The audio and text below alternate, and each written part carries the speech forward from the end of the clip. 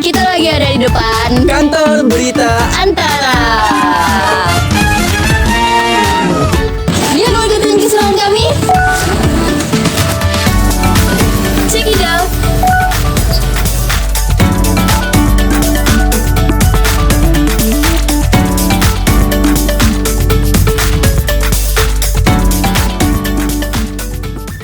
Perkenalkan, nama saya Helty Marini Payung.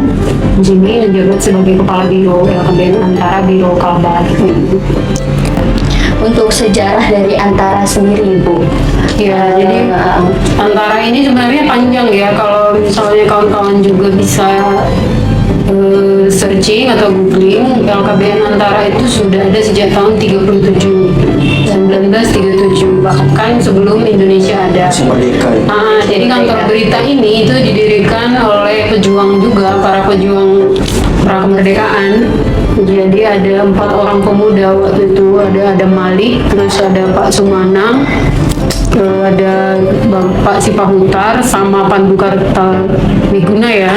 Mereka mendirikan satu kantor berita yang tujuannya sebenarnya membantu perjuangan kemerdekaan.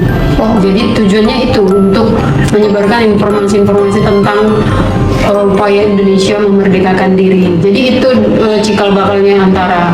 Seperti yang kita tahu nih, Bu, penikmat berita adalah generasi Z sekarang. Teknologi juga maju. Gimana cara media Antara menyesuaikan dengan gaya audiensnya? Iya, jadi kan Antara ini sudah berubah dari zaman ke zaman ya. Jadi perubahan sudah jadi bagian dari Antara gitu. Mau tidak mau harus tetap beradaptasi dengan perubahan. Apalagi kita harus mengenali dulu Gen Z itu seperti apa. Bagian besar sekarang kan hanya baca judul misalnya kan. Hanya baca judul berita cukup gitu. Jadi Antara juga sejak dulu memang membuat berita itu to the point. Antara itu cukup misalnya baca judul kita udah tahu. Mungkin selanjutnya penonton juga ingin tahu nih Bu, bagaimana sih Antara News ini menjaga standar etika jurnalistiknya dan keberagaman penyajian beritanya itu seperti apa Bu? Iya, jadi benar. Sebenarnya di situ tanggung jawab moral kantor berita karena mengawal kepercayaan pembaca. Jurnalistik itu sudah pasti berdasarkan konfirmasi, verifikasi gitu. Jadi itu yang harus dipegang oleh setiap pewarta Antara. Jadi harus syarat utama itu menaati kode etik jurnalistik. Jadi produk itu memang betul-betul yang sudah lewat berbagai saringan gitu dari verifikasi, konfirmasi. Jadi memang yang disajikan itu sudah sesuai dengan kode etik. Selanjutnya nih Bu, boleh dong Ibu sharing peran-peran masing-masing yang ada dan seperti peluncuran beritanya seperti apa Bu? Jadi produksi berita itu dimulai dari namanya rapat redaksi, sebenarnya rapat redaksi atau usulan ide berita per harian. Kita di sini namanya ada namanya menu berita, itu ditawarkan oleh idenya itu selalu berawal dari pewarta dulu. Jadi jurnalis itu setiap hari dia harus memikirkan apa ide beritanya per hari. Jadi redaktur atau kepala biro akan memberikan input, ini baik nggak atau ini silakan dieksekusi atau apa diangkat beritanya gitu, itu setelah konfirmasi dari kepala biro.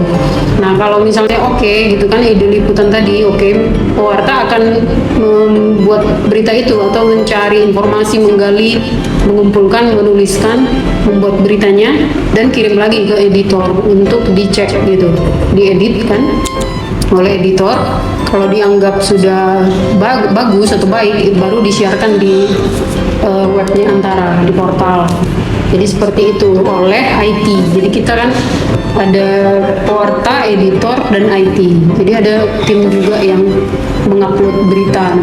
Boleh disebut dong Bu, media-media yang diluncurkan oleh Antara itu seperti apa? Kita sekarang itu web ya, berbasis portal. Iya. Jadi ada antaranews.com itu di pusat, redaksinya di Jakarta. Antaranews.com itu lebih ke Antara secara nasional. Nah, terus setiap provinsi itu punya portal berita sendiri. Kayak kita di Kalbar ini antaranews.kalbar.com. Iya. Jadi ada sendiri. Nah, kemudian ada juga Antara TV. Mm-mm. Jadi di Antara juga ada produk TV gitu. Dan ada foto. Jadi kantor berita Antara yang punya redaksi foto sendiri itu Antara gitu. Jadi kita ada redaksi foto tersendiri itu di Jakarta. Jadi ada satu kepala biro foto juga yang berkantor di Pasar Baru. Jadi ada 3 produk itu.